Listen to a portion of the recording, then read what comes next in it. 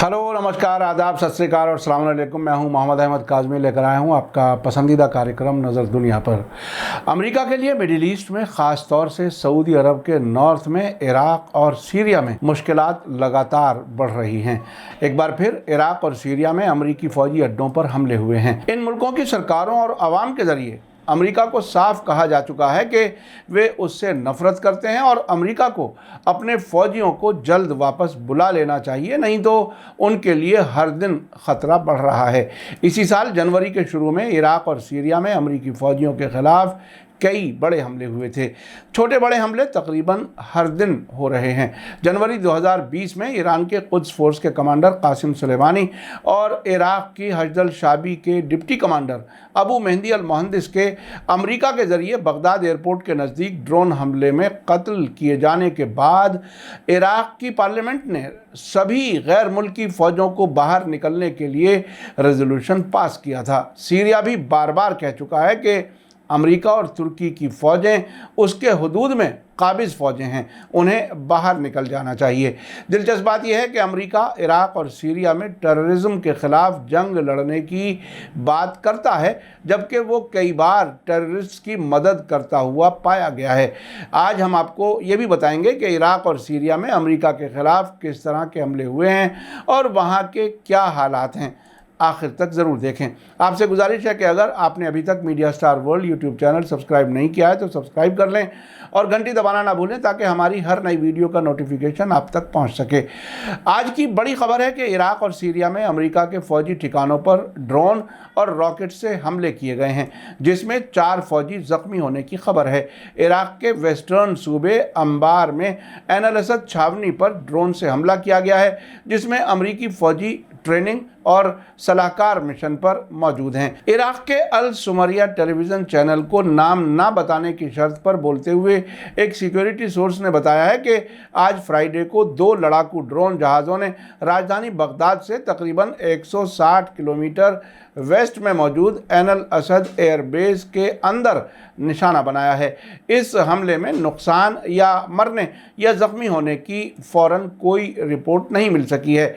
Report में कहा गया है कि रॉकेट के ख़िलाफ़ आर्टिलरी और मोर्टार सी-रैम सिस्टम ड्रोन जहाज़ को इंटरसेप्ट करने में कामयाब रहे हैं। किसी भी ग्रुप ने अभी तक हमले की जिम्मेदारी नहीं ली है।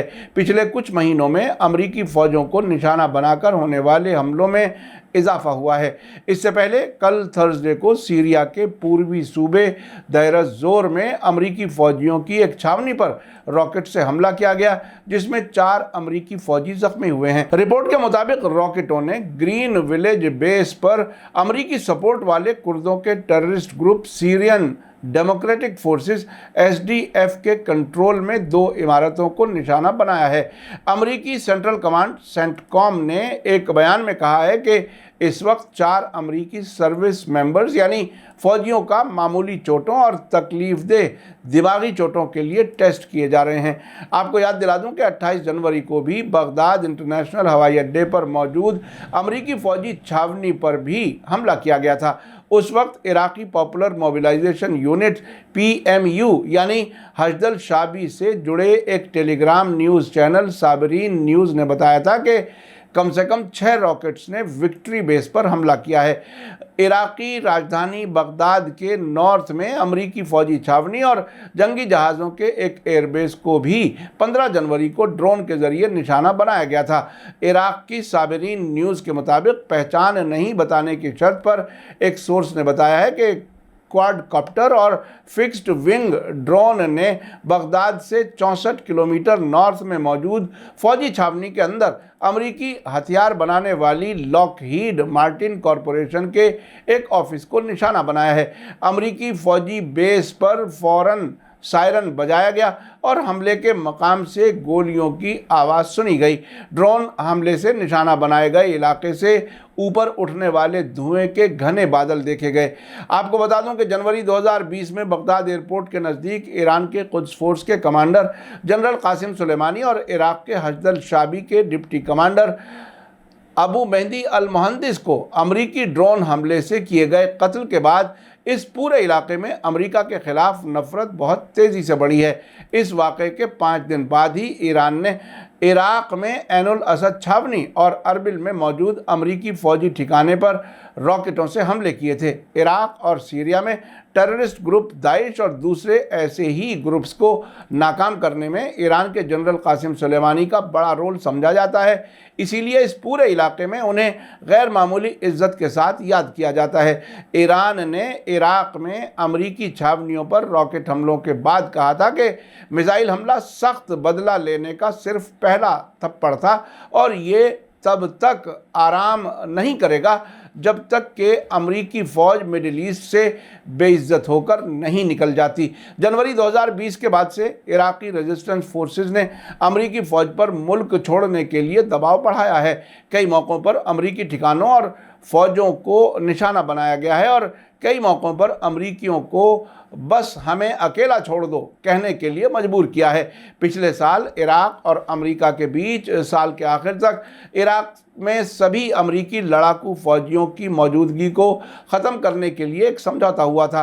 अमरीकी फ़ौज ने दिसंबर 2021 में इराक़ में लड़ाकू मिशन को ख़त्म करने का ऐलान किया था, लेकिन रेजिस्टेंस फोर्सेस सभी अमरीकी फ़ौजियों को बाहर निकालने पर तुले हुए हैं, जिनमें वे लोग भी शामिल हैं जो इराक़ी फोर्सेस को ट्रेनिंग देने या सलाहकार का रोल निभाने के बहाने मुल्क में रुके हुए हैं। हाल ही में 13 मार्च को ईरान के ज़रिए इराक़ी कुर्दिस्तान की राजधानी अरबिल में इजरायली खुफिया एजेंसी मोसाद के दफ्तर पर रॉकेट हमले किए गए थे।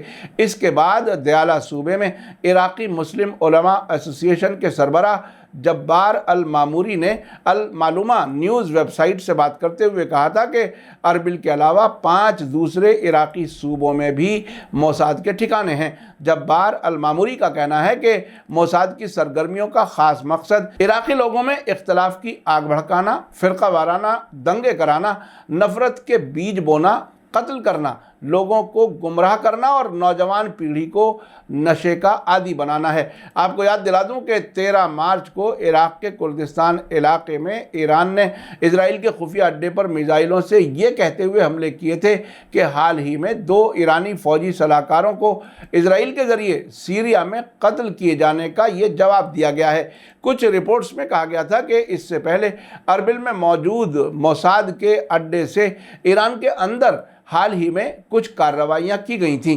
आपको बता दूं कि इसी साल जनवरी 2022 में ईरान के प्रेसिडेंट इब्राहिम रईसी की तरफ से अमेरिका से जनरल सुलेमानी के कत्ल का बदला लेने के लिए किए गए ऐलान के 2 दिन के अंदर इराक़ और सीरिया में अमरीकी फ़ौजी ठिकानों पर 5 जनवरी को कई हमले किए गए थे। इराक़ के अंबार सूबे में ऐनुल असद छावनी पर ड्रोन हमला किया गया, जबकि मुल्क के साउथ के शहर बसरा में भी अमरीकी फ़ौजी कारवां पर हमला हुआ था। अमेरिका ने दिसंबर 2021 में इराक़ में कॉम्बैट ऑपरेशन तो बंद किए हैं, लेकिन वहाँ अब भी 2000 अमरीकी फ़ौजी सलाहकार के रोल में बाकी रह गए हैं। इसी साल जनवरी के शुरू में इराक़ में अमरीकी ऐनुल असद छावनी पर होने वाले हमले की जिम्मेदारी वहाँ के रेजिस्टेंस ग्रुप कासिमुल जब्बारीन ने ली थी। उसने बयान जारी करके बाकायदा तरीके से ऐनुल असद छावनी पर हमले की जिम्मेदारी कबूल की थी। इराक़ी सोर्सेज ने बताया है कि अमरीकी फ़ौज को रसद पहुँचाने वाले 2 कारवां पर ऐनुल असद छावनी में रॉकेटों से हमला किया गया। कासिमुल जब्बारीन का कहना था कि कम से कम 5 रॉकेट अपने निशाने पर जाकर लगे हैं। इराक़ के इस रेजिस्टेंस ग्रुप ने बाबिल और अल मुसन्ना सूबों में भी अमरीकी फ़ौज को रसद पहुंचाने वाले कारवां पर होने वाले हमलों की जिम्मेदारी कबूल की थी। कासिमुल जब्बारीन की तरफ से जारी बयान में कहा गया था कि अपने मुल्क से गैर मुल्की फ़ौजों के पूरी तरह निकलने तक हम चैन से नहीं बैठेंगे। उधर इराक़ी प्रेसिडेंट बरहाम सालेह ने भी ईरान के कुद्स फोर्स के कमांडर जनरल कासिम सुलेमानी की बरसी के मौके पर कहा था कि जनरल सुलेमानी ने बहुत ही सख्त हालात में इराक़ का साथ दिया था। उन्होंने कहा कि टेररिस्ट ग्रुप दाइश के खिलाफ टकराव में जनरल कासिम सुलेमानी ने अहम रोल अदा किया था। जनरल सुलेमानी की लगातार कोशिशों से ही इराक़ से दाइश का खात्मा हो सका था। वे बहुत ही निडर और दूरअंदेश इंसान थे। ये बात सभी जानते हैं कि इस पूरे इलाके में जितनी भी अमेरिका और इजराइल मुखालिफ रेजिस्टेंस फोर्सेस हैं, उनके ईरान के साथ नज़दीकी ताल्लुकात हैं और उन्हें ईरान हर किस्म की मदद करता है। सीरिया और इराक़ में अमेरिका के ख़िलाफ़ बढ़ते हुए हमलों से ये समझना काफ़ी आसान है कि मिडिल ईस्ट से अमेरिकी फ़ौजों को निकालना अब इन सभी रेजिस्टेंस ग्रुप की पहली तरजीह में से है। आगे ये देखना काफ़ी अहम होगा कि अब अमेरिका इराक़ और सीरिया से कब अपनी फ़ौजें वापस बुलाता है। अफ़गानिस्तान से अमेरिकी फ़ौज की वापसी के बाद अमेरिकी फ़ौज का मॉरल काफ़ी कमज़ोर है। ये बात कई बार साबित हो चुकी है। मीडिया स्टार वर्ल्ड लगातार आप तक इंटरनेशनल खबरें पहुंचा रहा है। जैसे जैसे हालात बदलेंगे हम आपको आगाह रखने की कोशिश जारी रखेंगे। इसी के साथ मुझे दीजिए इजाज़त। आज का एपिसोड कैसा लगा कमेंट्स में ज़रूर लिखें। थैंक यू, धन्यवाद, शुक्रिया। जय भारत, जय हिंद। मीडिया स्टार वर्ल्ड के और वीडियो देखने के लिए हमारे चैनल को सब्सक्राइब करें और सीधे नोटिफिकेशन पाने के लिए बेल आइकन दबाएं। और अगर हमारी खबर सच्ची और अच्छी लगे तो अपने व्हाट्सएप, इंस्टाग्राम, फेसबुक और ट्विटर अकाउंट पर ज़रूर शेयर करें।